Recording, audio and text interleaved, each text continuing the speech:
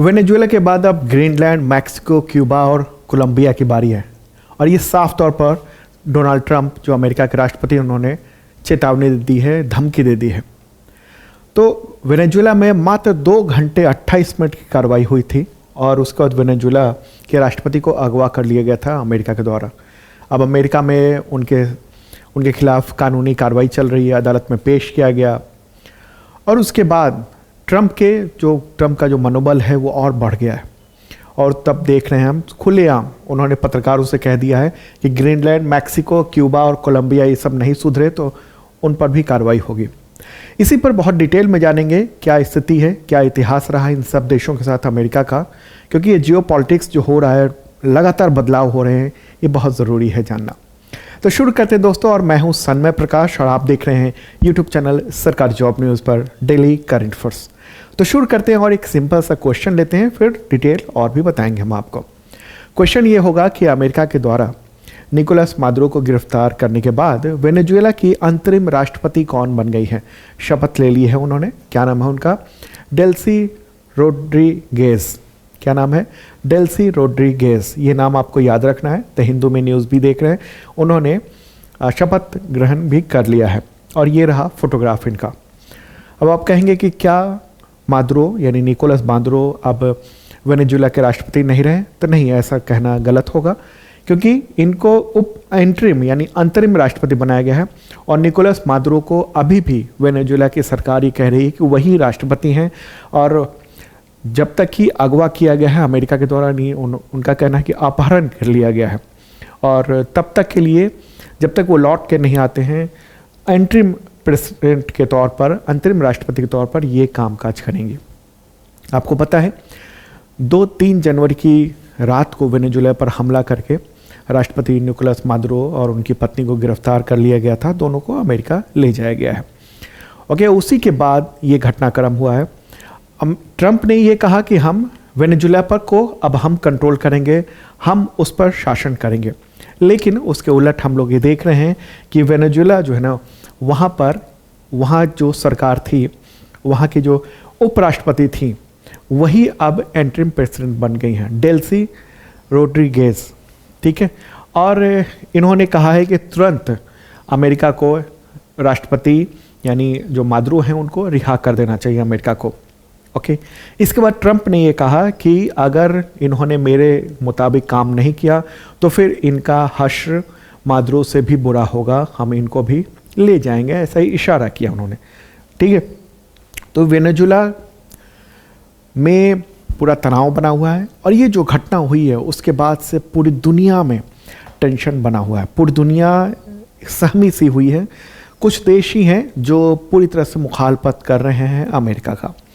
तो interim president बनने के बाद इन्होंने एक पूरी कैबिनेट की मीटिंग भी बुलाई और साफ तौर पे किया कि अब हम जैसे सरकार चल रही थी वैसे ही चलेगी जब तक मादुरो वापस नहीं आते हैं तब तक।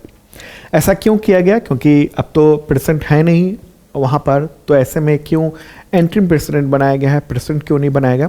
क्योंकि वहाँ का जो कानून है ना, संविधान है, उसके मुताबिक अगर वहाँ राष्ट्रपति पद पर कोई व्यक्ति नहीं होता है तो 30 दिनों के भीतर चुनाव कराना अनिवार्य होता है। इसलिए कि चुनाव ना होने पाए अभी, और तब इंटरिम प्रेसिडेंट इनको बना दिया गया है। ठीक है, वो एक वकील हैं, वेनेजुएला की जो सेंट्रल यूनिवर्सिटी है वहाँ पर प्रोफेसर के रूप में भी काम कर चुकी हैं। इसके अलावा वो 2003 में उपराष्ट्रपति बनी थी, करियर की शुरुआत की थी। 2006 में जो है वो उपराष्ट्रपति की टीम में शामिल हुई थी। उस वक्त के 2003 में जो उपराष्ट्रपति थे उस समय वेनेजुएला के, उस समय राष्ट्रपति थे ह्यूगो चावेज। ह्यूगो चावेज को भी इसी तरीके से अपहरण करने की अमेरिका ने कोशिश की थी, लेकिन उस समय क्या है कि जनता सड़कों पे आ गई थी। लेकिन इस बार जो घटनाक्रम हुआ है उसमें जनता को आने का मौका ही नहीं मिला और सीधे उठाकर अमेरिका 2 घंटे तकरीबन 28 मिनट की कार्रवाई में उठा कर ले गया। ठीक है, तो ये पहले पिछले राष्ट्रपतियों के कार्यकाल में मंत्री रह चुकी थी और मादुरो ने इनको उपराष्ट्रपति बनाया था। अब वो वहाँ की इंटरिम प्रेसिडेंट बन गई है। ठीक है, अब इस चीज़ को और बेहतर समझते हैं कि वेनेजुएला के इस स्थिति के बाद भारत पर क्या असर पड़ेगा। भारत पर बहुत ज़्यादा कुछ असर नहीं पड़ने जा रहा है ऑयल को लेकर, क्योंकि भारत ने अमेरिकी दबाव में, आप देखिए 2019 के बाद से ही तेल का आयात बिल्कुल कम कर दिया था। कभी हमारा तेल का आयात जो है ना वेनेजुएला से बहुत ज़्यादा था, ठीक है, 11 बिलियन डॉलर का था, पर ईयर का था, और अभी जो घट के वो 0.26 बिलियन डॉलर का रह गया है वेनेजुएला से ऑयल इंपोर्ट। वेनेजुएला का ऑयल जो है ना दुनिया में सबसे बेहतरीन माना जाता है, बहुत गाढ़ा तेल होता है वो, और भारत की जो रिफाइनरी है वो उसी के लायक बनी हुई है। अमेरिका का जो ऑयल है जो भारत मंगवा रहा है मजबूरी में, उसका जो ऑयल है बहुत ही ख़राब क्वालिटी का है, और उसके लिए जो रिफाइनरी है उनके मशीनों को बहुत मेहनत करना पड़ता है। जबकि वेनेजुएला के ऑयल को रिफाइन करने के लिए उससे जो पेट्रोल, डीजल और बहुत सारे प्रोडक्ट जो बनते हैं उसमें कम मेहनत पड़ती है रिफाइनरी को। लेकिन चूंकि भारत पहले ही से कई वर्षों से, भारत जो है ना वो तकरीबन 20-25 वर्षों से बहुत कम इंपोर्ट कर रहा है, इसलिए बहुत ज़्यादा असर नहीं पड़ रहा है अब आगे।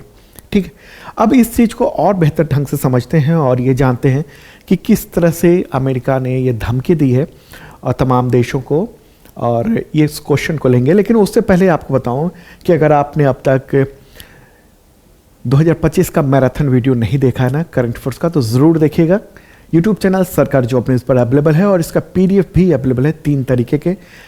MCQ विद डिटेल नोट्स है, केवल MCQ है, और 1 लाइनर भी अवेलेबल है। आपके एग्जामिनेशन बहुत काम आएगा, क्योंकि इससे खूब सारे प्रश्न टकरा रहे हैं एग्जामिनेशन में। ग्रुप डी में तो 18 से 20 प्रश्न आ रहे हैं, और वो सब लगभग टकरा रहे हैं इसी PDF से। बच्चों ने भी हमसे कहा है। इसके अलावा दूसरे एग्जामिनेशंस में भी अक्सर टकराते रहे हैं, UPSC हो, BPSC हो, UPPCS हो। और अभी मेंबरशिप करंट अफेयर्स के उस पर भारी छूट चल रही है, न्यू ईयर ऑफर है दोनों मेंबरशिप में। बेसिक मेंबरशिप है जो कि SSC, teacher, railway, police level का है, और दूसरा है ISPCS लेवल का, वो भी करंट अफेयर्स है। इसमें आपको PDF वीडियो और टेस्ट सीरीज मिलते हैं, weekly, monthly, quarterly, yearly current affairs की शानदार तैयारी स्पेशलाइज्ड हो जाती है, और ये होती है शार्प लर्निंग ऐप पर। यूट्यूब चैनल सरकार जॉब न्यूज़ का ही ऐप है शार्प लर्निंग, जो कि आपको गूगल प्ले पर मिल जाएगा, या फिर इस वीडियो के डिस्क्रिप्शन में आप लिंक चेक कर लेना। तो क्वेश्चन यहाँ पर होगा, ट्रंप ने, यानी अमेरिका के राष्ट्रपति डोनाल्ड ट्रंप ने वेनेजुएला के बाद किन देशों के खिलाफ कार्रवाई की धमकी दी, और किस स्वायत्त क्षेत्र पर कब्जा करने का इरादा जता दिया है कि अगले 2-3 महीने में हम कब्जा तो कर ही लेंगे। आंसर क्या होगा इसका? इसका आंसर है कोलंबिया, क्यूबा, मैक्सिको, इन 3 को धमकी दी है। ठीक है, और ये ग्रीनलैंड है, इस पर कहा है कि इस पर तो हम कब्जा कर ही लेंगे। ग्रीनलैंड क्या है? स्वायत्त क्षेत्र है, जो कि डेनमार्क का क्षेत्र है। ठीक है, इन सब को मैप के जरिए समझते हैं, और ये न्यूज़ भी आप देख रहे हैं इंडियन एक्सप्रेस में कि किस तरह से खुलेआम धमकी ट्रंप ने दी है। तो ट्रंप की स्थिति इस तरह से है जैसे अमेरिका पे बैठे हैं और पूरी दुनिया पर उनकी नज़रें टिकी हुई हैं। और ये खबर आप देख रहे हैं कि after Venezuela alarm bells in Mexico, Colombia, Cuba, what's behind Trump's latest threats. Latest जो धमकी दी है उसमें क्या, और ये खबर में बहुत डिटेल में आप देखेंगे। तो देखिए, वेनेजुएला के राष्ट्रपति निकोलस मादुरो की गिरफ्तारी के तुरंत बाद ट्रंप ने इन लैटिन अमेरिकी देशों को धमकी दी। ट्रंप ने ये कहा, साफ तौर पे इसमें ये लिखा भी है, ट्रंप ने कहा है कि अमेरिका में अवैध मादक पदार्थों की तस्करी को कम करने में विफल रहे हैं ये सभी देश। ठीक है, और ये भी कहा कि वेनेजुएला का करीबी सहयोगी क्यूबा, और ऐसा प्रतीत होता है कि वो अपने दम पर पतन की ओर आगे बढ़ रहा है। तो एक इशारा भी हुआ है इन धमकियों के पीछे 19वीं शताब्दी की मानरो सिद्धांत ही नहीं है। मानरो सिद्धांत में ये था कि जो अमेरिका है, उत्तरी अमेरिका और दक्षिणी अमेरिका, इन सब पर प्रभुत्व अमेरिका का ही रहना चाहिए। अब इससे भी आगे बढ़ चुके हैं ट्रंप, और ट्रंप कह रहे हैं कि पूरा ये क्षेत्र बिल्कुल हमारे कंट्रोल में ही होना चाहिए। और इसको कंट्रोल करने के लिए क्या कर रहे हैं वो कई सारी चीज़ें कर रहे हैं। नशीली जो दवाएं हैं, पदार्थ हैं, इन सब का बहाना ले रहे हैं। एक फेंटालिन नाम का एक ड्रग आता है, नशीला ड्रग है। कई बार आपने कुछ जगहों पर अपने गूगल पे कहीं फोटोग्राफ देखा होगा। कि अमेरिका में जो लोग हैं ना, नशीले पदार्थ यानी फेंटानिल का यूज़ करके मतलब पड़े रहते हैं, ऐसे खड़े हैं तो खड़े ही रह गए। मतलब कुछ फोटो आप देखिएगा, फेंटानिल इफेक्ट ऑन अमेरिका, अगर आप सर्च करेंगे गूगल पे, आप फोटोग्राफ देखिएगा इमेजेस पे, वहाँ देखिएगा कोई पड़ा हुआ ऐसे है तो ऐसे ही है, घंटों ऐसे ही है, ठीक है। झुका हुआ है तो झुका ही हुआ है घंटों। वो ऐसा ड्रग है कि अमेरिका का बहुत बड़ी आबादी फेंटानिल के चपेट में है। और ट्रंप का ये कहना है कि फेंटानिल जो है ना, वो जो आ रहा है वो इन देशों से होकर आ रहा है। और फेंटानिल को लेकर आरोप लगाया था मादुरो पर भी।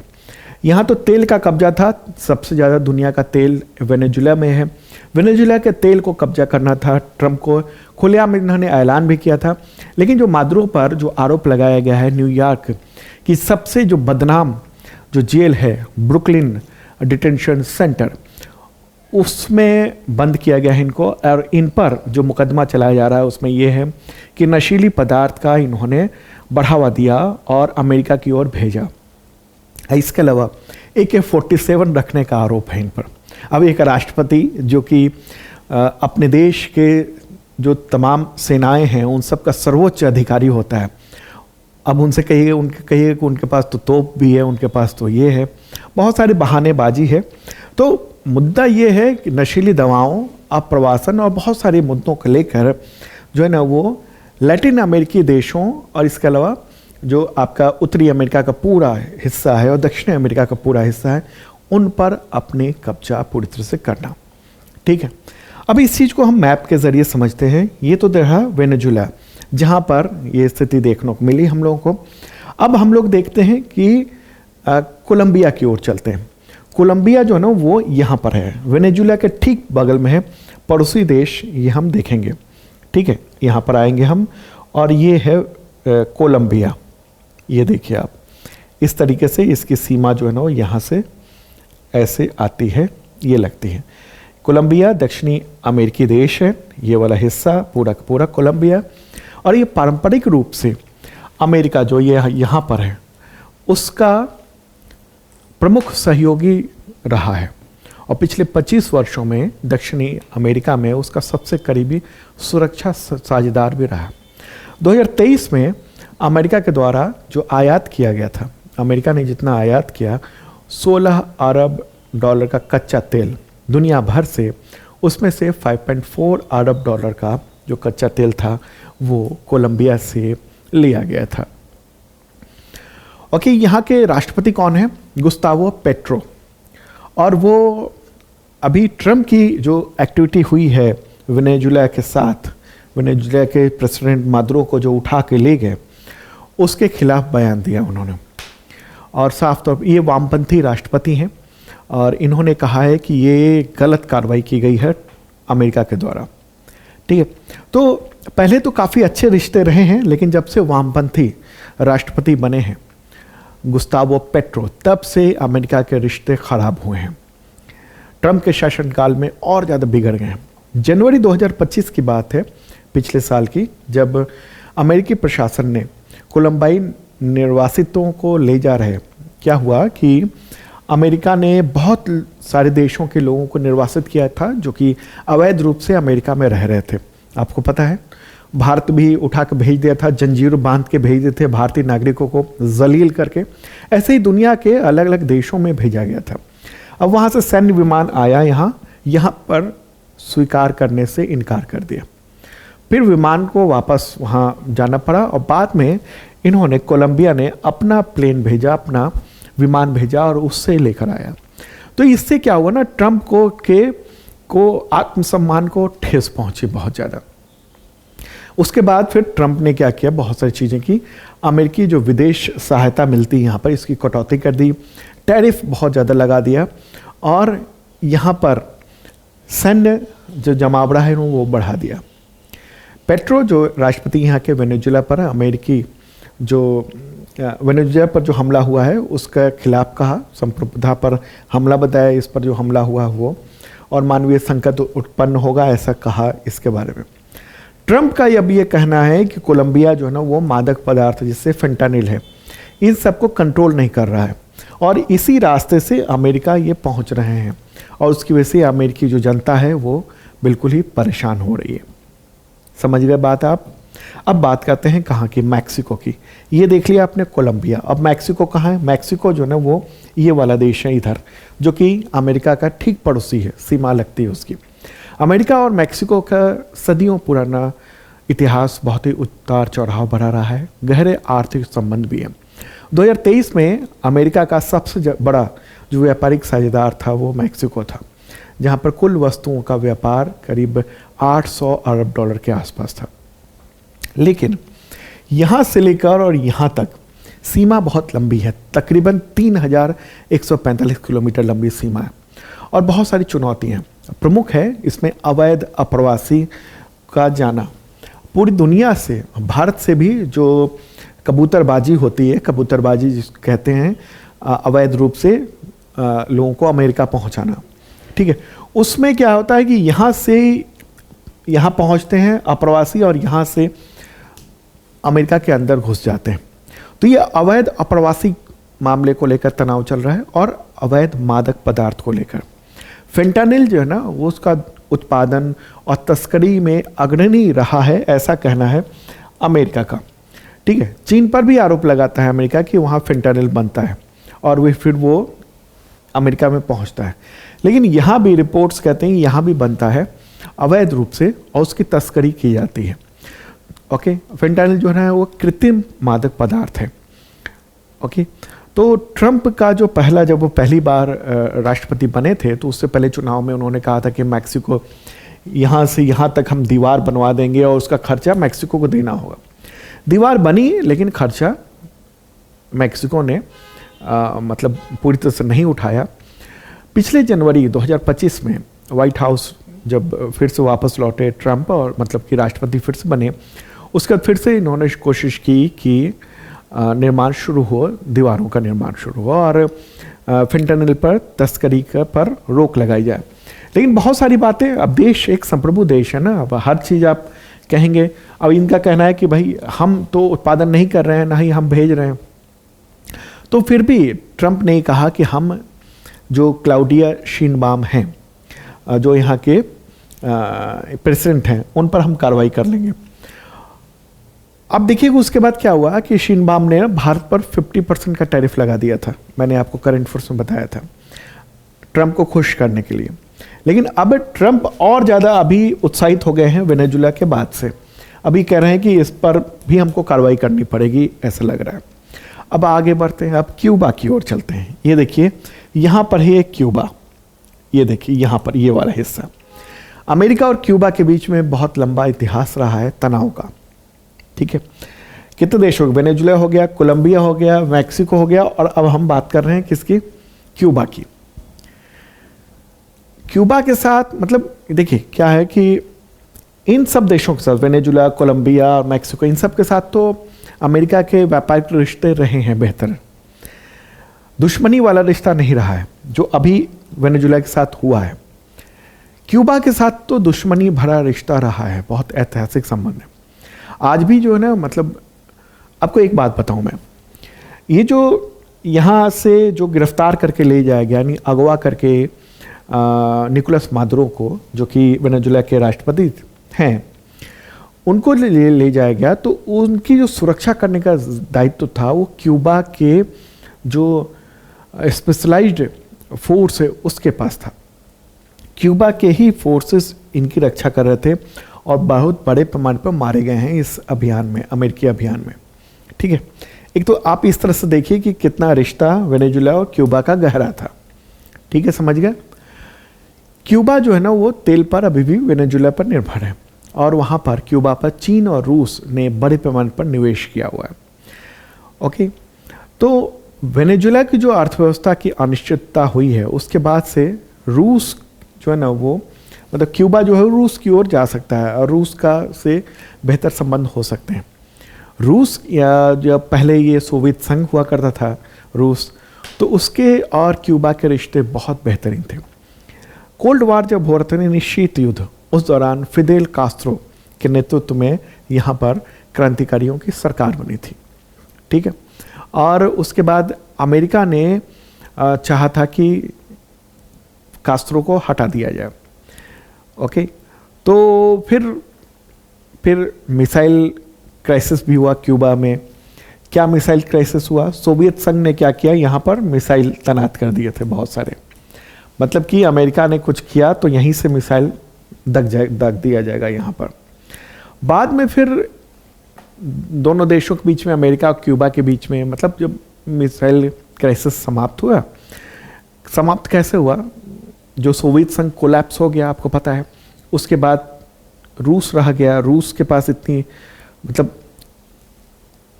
इतनी क्षमता नहीं थी कि वो क्यूबा में अपने मिसाइल को बनाए रखे। तो फिर बाद में क्यूबा से मिसाइल वगैरह सब हट गए थे। बाद में जब ओबामा आए तो उन्होंने क्यूबा से रिश्ते बेहतर बनाने की कोशिश की। लेकिन ट्रंप जब आए तो ट्रंप ने साफ तौर पे कह दिया कि हम क्यूबा को बर्दाश्त नहीं करेंगे, ठीक है। और ट्रंप ने पूरी तरह से बहुत सारे प्रतिबंध वगैरह भी लगा दिए वहाँ पर, ठीक है। तो अब क्यूबा पर भी कंट्रोल चाहते हैं अमेरिका के राष्ट्रपति। अब बात करते हैं किसकी? एक और देश है, और वो कौन सा देश है? वो है आपका कनाडा। कनाडा को अमेरिका के राष्ट्रपति ट्रंप जो है ना, वो कह चुके हैं कि हमारा 51वां राज्य है। मतलब इसको अपना राज्य घोषित कर चुके हैं, कई बार वो बोल चुके हैं। और इसी वजह से पिछले प्राइम मिनिस्टर को वहाँ छोड़ना पड़ा था, और फिर नए प्राइम मिनिस्टर बने यहाँ पर, ओके, कनाडा में। अब कनाडा में ये हाल है कि अमेरिका ये कहता है कि कनाडा हमारी बातों को माने। कनाडा को एक तरह से उपनिवेश के तौर पर इसको देखता है वो ट्रंप, और उसी वजह से मतलब कहते हैं कि हर बात मेरी मानी जाए, हर चीज़ जो कह रहा हूँ वो की जाए यहाँ पर, जो कि ये कनाडा मानने को तैयार नहीं है एक्चुअल में, ठीक है। तनाव बहुत गहरे हुए हैं। अमेरिका फिर से बहाना दे रहा है कि जो फेंटानिल है, जो ड्रग है, वो कनाडा के मार्फत से अमेरिका में आ रहा है, और इस पर हम कार्रवाई करेंगे अगर वो ने बात नहीं मानी तो। चीज़ें कई सारी हैं, प्रभुत्व का मामला है पूरी तरह से, ठीक है। अब ये तो आपने देख लिया, एक 4 देशों को देख लिया। अब बात करते हैं क्या? अब बात करते हैं हम लोग इसकी। ये क्या है? ये है ग्रीनलैंड। मैप के ज़रिए चलते हैं, प्यारा भारत है अपना, और ग्रीनलैंड की ओर चलते हैं, ठीक है। इस तरफ आएंगे, यहाँ पर यूरोप है, और फिर आगे आएंगे, ये है ग्रीनलैंड। नाम तो ग्रीन है ना, लेकिन एक्चुअल में बिल्कुल सफ़ेद है। सफ़ेद का मतलब कि बर्फ़ से घिरा हुआ है। इधर जो है ना वो है क्या? उत्तरी ध्रुव, ओके। अब सवाल ये होगा कि ग्रीनलैंड को अमेरिका में रुचि क्या है, आखिर क्यों वो चाहता है? और ये न्यूज़ देख रहे हैं, after Venezuela is Greenland next inside Trump's alleged 3-phase plan. मतलब टेक ओवर करने का पूरा प्लान भी बनाया हुआ है ट्रंप ने, ठीक है। सैन्य दृष्टि से क्या है ना कि ये ग्रीनलैंड बहुत ही महत्वपूर्ण स्थान है, क्योंकि जब कोल्ड वार हुआ था 1945 से 1991 के बीच में, तो एक महत्वपूर्ण सैन्य अड्डा रह चुका है अमेरिका का। अमेरिका इस प्रांत में फैले बहुत ही बड़े स्पेस बेस, उसका नाम है पिटोपिक स्पेस बेस, उसको संचालित करता है। यहाँ पर उसके सेना वगैरह सब तैनात है यहाँ पर। और ग्रीनलैंड से अमेरिका, रूस, चीन, उत्तर कोरिया, इन सब से कहीं से भी जो अगर मिसाइलें आ रही हैं तो उस पर निगरानी किया जा सकता है। मतलब इस तरफ अगर अमेरिका, ये है अमेरिका, ठीक है, इधर वाला है जो वो है कनाडा, ओके। मैप थोड़ा इस तरह से टिल्ट हुआ है, आप उत्तरी ध्रुव की ओर से इधर देख रहे हैं। तो अगर कोई भी मिसाइल इस तरफ से इधर आ रही है तो उसको रोकने का काम यहाँ से ग्रीनलैंड से किया जा सकता है। अच्छा, ग्रीनलैंड के बारे में बताऊँ आपको। ग्रीनलैंड जो है ना वो स्वायत्त क्षेत्र है, एक देश नहीं है। ये किसका है? ये जो डेनमार्क यहाँ पर देख रहे हैं ना, छोटा सा देश, ये डेनमार्क का ही एक हिस्सा है, ठीक है। डेनमार्क के कंट्रोल में है, ये स्वायत्त क्षेत्र है। यहाँ पर प्राइम मिनिस्टर भी होते हैं, लेकिन वो इसके लिए उत्तरदायी होते हैं डेनमार्क के किंग के प्रति, ठीक है। तो डेनमार्क ही कंट्रोल करता है यहाँ पर, यहाँ के स्वायत्त है, मतलब अपनी सरकार है इसकी, लेकिन एक्चुअल में देश का दर्जा नहीं है। विदेश मामले और बहुत सारे मामले पर उसको आज़ादी नहीं है, उसको डेनमार्क से ही परमिशन लेनी पड़ती है। एक रिसर्च पेपर था आर्कटिक इंस्टीट्यूट का, उसके अनुसार हाल के वर्षों में चीन और रूस ने आर्कटिक में अपनी सैन्य क्षमता को बहुत ही मजबूती से बढ़ाया है, आगे किया है। और एक और ख़ास बात है कि ग्रीनलैंड में दुर्लभ खनिजों का भंडार है, विशाल भंडार है, जिसका व्यापक रूप से उपयोग मोबाइल फ़ोन, इलेक्ट्रिक वाहनों, अन्य जो उपभोक्ता इलेक्ट्रॉनिक्स है उनके साथ साथ बम, हथियार, बहुत चीज़ों में हो सकता है। और जो रेयर अर्थ मेटल्स हैं उसी की बात कर रहा हूँ मैं। यहाँ पर देखिए कितने तरह के रेयर अर्थ मेटल्स यहाँ पर अवेलेबल हैं। ये सब जो देख रहे हैं ना, ये सब इलाके हैं, इन सब क्षेत्रों में ये क्रिटिकल अर्थ मेटल्स हैं। इस तरफ के क्षेत्रों में कुछ यहाँ पर है, ठीक है। नॉन क्रिटिकल रॉ मटेरियल भी इस क्षेत्र में इम्पॉर्टेंट चीज़ें हैं यहाँ पर, ठीक है। तो अभी क्या है, रेयर अर्थ मेटल पर बादशाहत किसकी है? चाइना की है। और चाइना पर कोई कार्रवाई कर नहीं पाता है अमेरिका, तमाम धमकियों देने के बावजूद। क्यों? क्योंकि जैसे ही अमेरिका अगर कुछ कहता है वैसे ही चीन जो है ना वो अपने रेयर अर्थ मेटल की आपूर्ति अमेरिका को कम कर देता है। तो इसका नतीजा क्या होता है, वहाँ पर न तो फ़ोन बन पाएंगे, उतने जितनी ज़रूरत है उतना नहीं बन पाएंगे, इलेक्ट्रॉनिक उपकरण नहीं बन पाएंगे, मिसाइलें नहीं बन पाएंगे, और भी बहुत सारी ऐसी चीज़ें हैं जिनके लिए दिक्कत हो जाएगी, ठीक है, रेयर अर्थ मेटल्स। तो अमेरिका ये चाहता है कि ग्रीनलैंड को कब्जा कर ले और ग्रीनलैंड के जो रेयर अर्थ मेटल्स हैं उसका दोहन करे वो, और फिर चीन पर जो डिपेंडेंसी है अमेरिका की वो ख़त्म हो सके, ठीक है। 2021 में ग्रीनलैंड ने यूरेनियम खनन पर प्रतिबंध लगाने वाला कानून पारित किया था। अब इसका विरोध किया अमेरिका ने, कहा कि भाई यूरेनियम हमें चाहिए, ओके। अब सवाल यहाँ पर होगा कि क्या अमेरिका ने ग्रीनलैंड को अधिग्रहण करने का प्रयास किया है इससे पहले? देखिए, अमेरिका लंबे समय से इस क्षेत्र पर अधिकार नियंत्रण करने के अलग अलग प्रयास करता रहा है।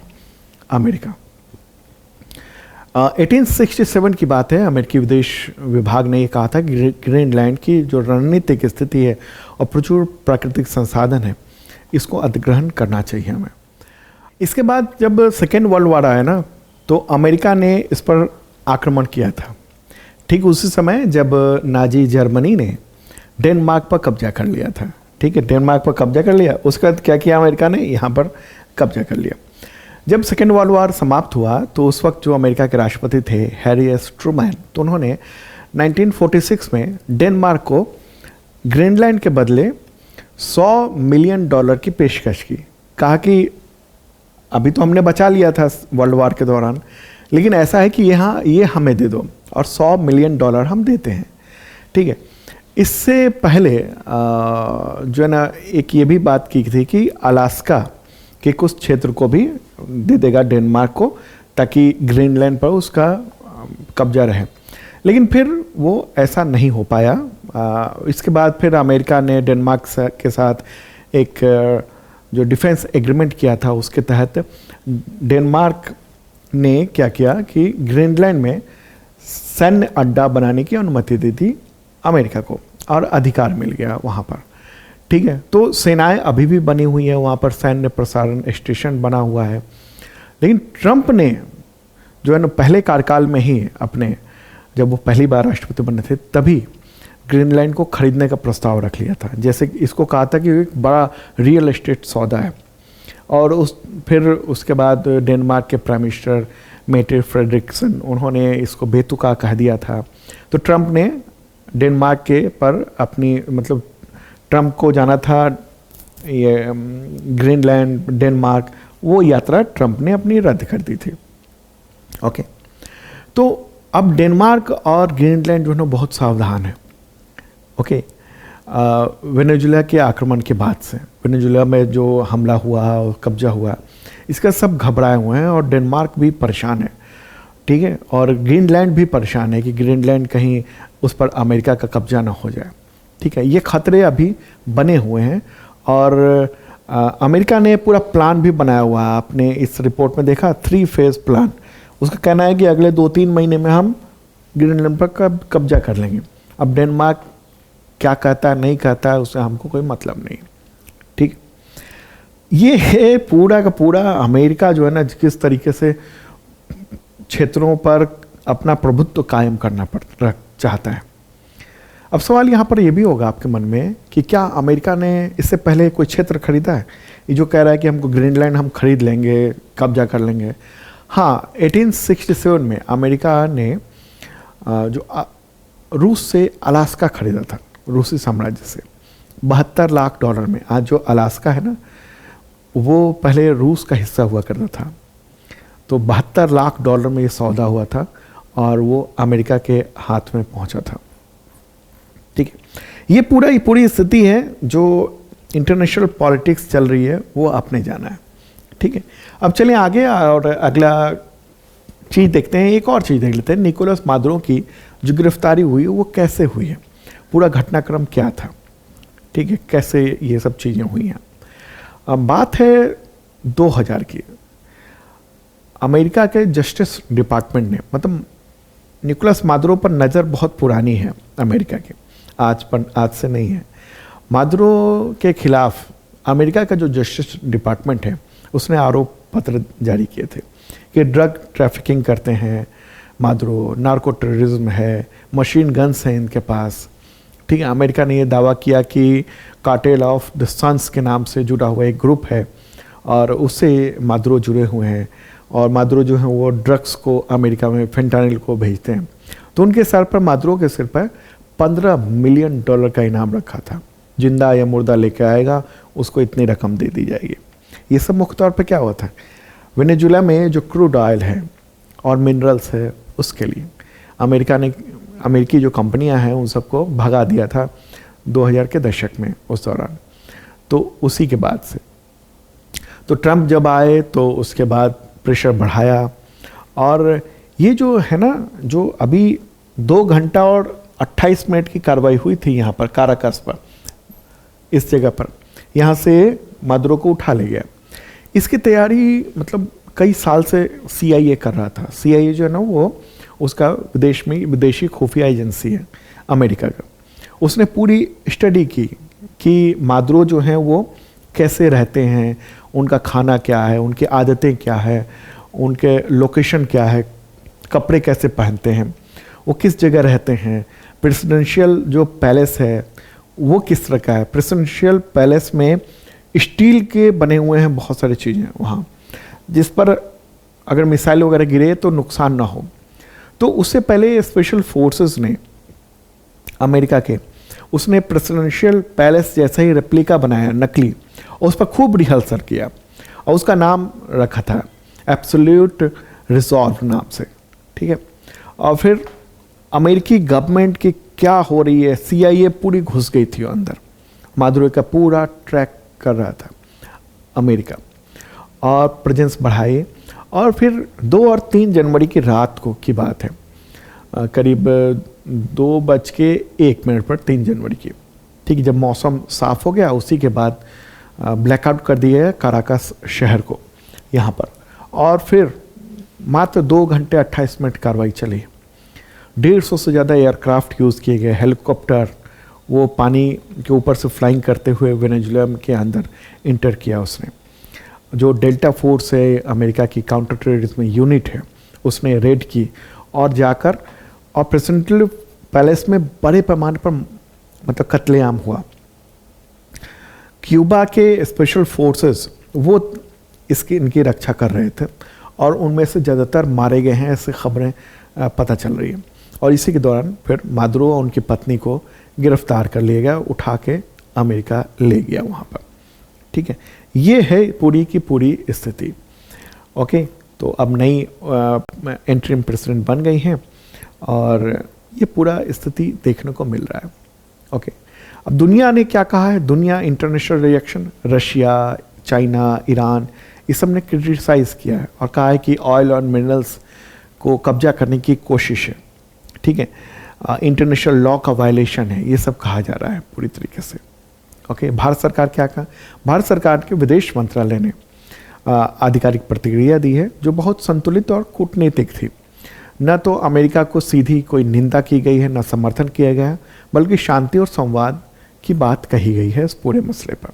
ठीक है, तो ये सब चीज़ें रहीं जो आपने जाना पूरी तरीके से। ठीक है, इसी पर उठा के ले गए थे और फिर यहाँ से यहाँ तक यहाँ न्यूयॉर्क में रखा गया, ब्रुकलिन जेल में। चलिए अब आगे बढ़ते हैं दोस्तों, पसंद आ रहा हो तो लाइक बटन दबाइएगा। अगला क्वेश्चन, भारत कौन सी बार 1 जनवरी 2026 को ब्रिक्स का अध्यक्ष बना? आज होगा तीसरी बार भारत बन गया है ब्रिक्स का अध्यक्ष, चेयरपर्सन बन गया है। ओके, प्रेसिडेंसी मिल गई है भारत को और 18वां जो ब्रिक्स शिखर सम्मेलन है वो भारत में आयोजित होने वाला है। इससे पहले भारत कब रहा है प्रेसिडेंट, तो वो रहा है 2012 में, फिर 2016 में और 2026 में 1 जनवरी को अध्यक्षता मिल गई है। हालांकि अध्यक्षता मिलने की जो कार्रवाई है ना, वो प्रक्रिया के रूप में ब्राज़ील में आयोजित की गई थी दिसंबर में ही, और जो वो हथौड़ा होता है ना लकड़ी का, वो सौंपा गया था भारतीय को। ठीक है, तो भारत में ये लीडर्स समिट होने वाली है और अभी जब पूरी दुनिया में उथल पुथल से मची हुई है, इस वक्त ब्रिक्स का अध्यक्ष भारत बना है। बहुत बड़ी भूमिका मिली है, कितनी भूमिका निभा पाती सरकार वो आगे देखने को पता चलेगा, क्योंकि ग्लोबल साउथ की आवाज़ बनने की कोशिश ब्रिक्स कर रहा था और ऐसे में वेनेजुएला, इसके अलावा तमाम देशों पर जो नज़रें हैं अमेरिका की, तो उसके बाद क्या स्थिति होती है अब आने वाले देखो वक्त में पता चलेगा।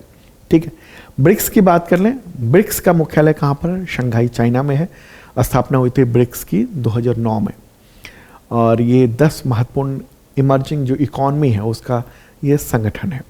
ठीक है, तो ब्राज़ील है इसमें, Russia, China, India, south Africa, Iran, Egypt, Ethiopia, UAE और इंडोनेशिया, ये सब हैं। सऊदी अरेबिया भी इसका मेंबर बनना चाह रहा था, लेकिन बहुत सारी चीज़ों पर अभी सहमति बनी नहीं है, इसलिए वो नहीं बन पाया। हो सकता है आने वाले वक्त में सऊदी अरेबिया भी ब्रिक्स का मेंबर बन जाए, लेकिन ब्रिक्स पर टेढ़ी नज़र है अमेरिका के, ट्रंप के खास तौर पर। ट्रंप ने साफ तौर पर कहा हुआ है कि अगर ब्रिक्स ने डॉलर की उपयोगिता को कम करने की कोशिश की तो हम ब्रिक्स देशों पर एक्स्ट्रा टैरिफ लगा देंगे, उस पर बहुत सारे चीज़ें हम कदम उठा लेंगे। तो उसके बाद से जब पिछली बार जब ब्राज़ील में हुई थी ये समिट, उसका से डी डॉलराइजेशन पर बातचीत एक तरह से थम गई है ब्रिक्स में। अब आगे जो समिट होगी, फिर जो भी होगा फिर मैं बताऊंगा आपको। आगे बढ़ते हैं। विश्व ब्रेल दिवस कब मनाया जाता है? तो है 4 जनवरी को, हर साल मनाया जाता है। ब्रेल क्या है? एक स्क्रिप्ट है, लिपि है। इसका उपयोग दृष्टिहीन और दृष्टिबाधित लोग जो है ना वो पढ़ने के लिए करते हैं। उभरे हुए होते हैं, उसी से डॉट्स, उसी से वो पढ़ते हैं। अगला क्वेश्चन, राष्ट्रीय बाघ संरक्षण प्राधिकरण यानी NTCA के आंकड़ों के अनुसार वर्ष 2025 में कितने बाघों की मौत हुई? 166 बाघों की मौत हुई और ये लेटेस्ट आंकड़ा जारी किया गया है। ठीक है, 166 बाघ, इसमें 31 जो है ना वो शावक थे, मतलब बाघ के बच्चे थे। अच्छा, इससे पहले 2024 में 126 बाघों की मौत हुई थी। 2025 में यानी पिछले साल 166 बाघों की मौत हुई है। अच्छा, भारत में कितने बाघ हैं टोटल? 2023 में जो आंकड़ा जारी हुआ था उसके मुताबिक 2022 में बाघों की कुल संख्या 3682 थी, 3682 थी। अगला क्वेश्चन लेते हैं इसी से रिलेटेड। राष्ट्रीय बाघ संरक्षण प्राधिकरण के आंकड़ों के अनुसार वर्ष 2025 में सबसे ज़्यादा बाघों की मृत्यु भारत के किस राज्य में हुई है? मध्य प्रदेश में हुई है बाघों की मृत्यु। बाघों का राज्य भी कहा जाता है भारत में इसको, और वहाँ पर सबसे ज़्यादा मौतें हुई हैं। ठीक है, अच्छा, मौतें का कारण क्या है आखिर? देखिए, जब आबादी बढ़ रही है तो वन क्षेत्र और कॉरिडोर वो सीमित है। ठीक है, नए और विस्थापित जो बाघ हैं वो अस्थाई वयस्क जो बाघ हैं उससे भिड़ते हैं, घातक संघर्ष होता है, तो ये से भी है, और घनी आबादी वाला सेंचुरी भी है, तो ये देखने को मिल रहा है। तो सवाल होगा यहाँ पर कि कितने बाघों की मौत हुई? न्यूज़ में भी आप देख रहे हैं 55 बाघों की मौत हुई है, टाइगर्स की मौत हुई है मध्य प्रदेश में 2025 में। मध्य प्रदेश में 55, महाराष्ट्र में 38, केरल में 13 और असम में 12 बाघों की मौत हुई है। ये महत्वपूर्ण आंकड़ा आपने देखा। आगे बढ़ते हैं। प्राइम मिनिस्टर नरेंद्र मोदी ने नई दिल्ली में पवित्र पिपरवा अवशेषों की अंतर्राष्ट्रीय प्रदर्शनी का उद्घाटन किया जनवरी 2026 में। तो ये अवशेष किस भगवान की जन्मभूमि से जुड़े हुए हैं? आंसर होगा भगवान बुद्ध। पिपरवा कहाँ पर है? पिपरवा भारत में है। ठीक है, आप सोच रहे होंगे कि उनका जो जन्म है भगवान बुद्ध का वो तो कपिलवस्तु में हुआ था और नेपाल में है वो, तो इसको एक बार मैप में देख लीजिए। ठीक है, कपिलवस्तु जो ना वो यहाँ पर है नेपाल में, इस जगह पर, और पिपरवा जो ना वो भारत में इस जगह पर उत्तर प्रदेश में, और इसकी जो डिस्टेंस है ना मात्र 10 किलोमीटर है। तो ये जो ना जन्म स्थान ही माना जाएगा, वहीं पर रहे बहुत लंबे वक्त तक भगवान बुद्ध। ठीक है, पिपरवाह में 10-15 किलोमीटर का फ़र्क है। ओके, कपिलवस्तु में 29 वर्ष बिताए थे और वो सब इसी जगह जुड़ा हुआ है। सदियों बाद फिर ये सब अलग अलग देश बने, अलग अलग चीज़ें हुई, ठीक है, सीमाएं निर्धारित हुई, तो इस तरह से अलग अलग ये हुआ। तो पिपरवाह से बड़ा मतलब जो निकाले गए थे ना खुदाई के दौरान अवशेष भगवान बुद्ध से संबंधित 1971-75 में खुदाई हुई थी, उस दौरान निकले थे, तो वो सब अवेलेबल हैं ये। ठीक है, तो उसी को जो है ना वो देखा गया, रखा गया है। अच्छा, इससे पहले भी खुदाई हुई थी 1898 में, और उस पिपरवाह स्तूप है वहाँ पर पिपरवाह में, और तो उन जो पुराने जो अवशेष हैं उन सबको लाया गया था ब्रिटेन से, वहाँ से लाकर और फिर यहाँ पर रखा गया है। ठीक है, सुरक्षित किया गया। अगला क्वेश्चन, गिनी के राष्ट्रपति किस सैन्य शासक को चुना गया? आंसर होगा मामाडी डोम्बोया। मामाडी डोम्बोया पश्चिमी अफ्रीकी देश है ये गिनी, तो वहीं पर अब राष्ट्रपति बन गए हैं। इन्होंने सत्ता पर कब्जा कर लिया था सेना प्रमुख के तौर पर, और अब फिर राष्ट्रपति बन गए हैं। 2021 में सैन्य तख्ता पलट किया था, अब 2026 में वहाँ के राष्ट्रपति बन गए हैं। एक बार गिनी देख लेते हैं। ये देखिए, ये जो कलरफुल दिख रहा है ना यहाँ से इधर से, ये सूडान, चाड, नाइजर, माली, बुर्किना फासो, गिनी, गाम्बिया, इन सब पर सैन्य शासन है। ठीक है, उसी में से एक गिनी है, और यहाँ पर अब राष्ट्रपति बन गए हैं वहाँ के जो सैन्य तख्ता पलट जिसने किया था, मामाडी डोम्बोया, उन्होंने। ठीक है, तो गिनी, उसकी राजधानी क्या है? कोनाक्री है राजधानी, और गिनियन फ्रांक चलता है इसका, यहाँ की मुद्रा है। फ्रेंच भाषा बोली जाती है। फ्रांस का बड़ा प्रभाव रहा है। आगे बढ़ते हैं। नृत्य कला निधि पुरस्कार 2025 से किसे सम्मानित किया गया? आंसर होगा उर्मिला सत्यनारायण। ये भारतनाट्यम कलाकार हैं, इनको ये दिया गया है मद्रास संगीत अकादमी के द्वारा। एक महत्वपूर्ण पुरस्कार माना जाता है। अगला क्वेश्चन, भारतीय खाद्य निगम यानी एफसीआई के नए अध्यक्ष और प्रबंध निदेशक यानी सीएमडी कौन बने हैं? रविंद्र कुमार अग्रवाल बने। कैबिनेट की नियुक्ति समिति ने उनकी नियुक्ति की है ये। ठीक है, अगला क्वेश्चन, सदानंद वसंत दाते वो महाराष्ट्र के डीजीपी बन गए हैं, तो उसके बाद एनआईए के प्रभारी महानिदेशक की जिम्मेदारी किसे मिली है? मतलब पहले सदानंद वसंत दाते जो है ना वो एनआईए के चीफ थे, राष्ट्रीय जांच एजेंसी के, तो वो उनको होम कैडर में ट्रांसफ़र कर दिया गया और वहाँ के डीजीपी बन गए महाराष्ट्र। अब कौन बने हैं? तो नाम ये राकेश अग्रवाल, ये एडिशनल डायरेक्टर थे, और अब इनको एनआईए का जो ना वो डायरेक्टर का भी प्रभार दे दिया गया है। ठीक है, अगला क्वेश्चन, विदेश व्यापार महानिदेशालय उसका महानिदेशक यानी डीजी किसे नियुक्त किया गया? आंसर होगा लव अग्रवाल। 1996 बैच के आंध्र प्रदेश कैडर के आईएएस अधिकारी हैं, तो उन्हें जो है ना वो इसका डीजी बनाया गया है। ठीक है, आगे बढ़ते हैं। अगला क्वेश्चन, भारत और किस पड़ोसी देश ने काउंसलर समझौते के तहत कैदियों की लिस्ट का आदान प्रदान किया? मतलब हमारे पास कितने पाकिस्तानी? आंसर होगा पाकिस्तान। मतलब दोनों देशों ने ये एक्सचेंज कर लिया कि पाकिस्तान के पास कितने हैं वो उन्हें लिस्ट दे दी, और भारत के पास कितने पाकिस्तानी कैदी हैं उनकी लिस्ट दे दी। तो ये कूटनीतिक प्रक्रिया के तहत ये हुआ है आदान प्रदान। ठीक है, इनमें से ज़्यादातर जो है वो मछुआरे हैं जो कि समुद्र में एक दूसरे की सीमा में चले जाते हैं और पकड़ ले जाते हैं, वो लोग ज़्यादातर। और ये जो हुआ है ना आदान प्रदान, ये एक एग्रीमेंट है 2008 का काउंसलर एक्सेस एग्रीमेंट। उसके तहत ये राजनयिक माध्यमों से कैदियों, मछुआरों, इन सब की सूची का आदान प्रदान किया जाता है। ठीक है, तो ये है महत्वपूर्ण करंट अफेयर्स आप सबके एग्जामिनेशंस के लिए।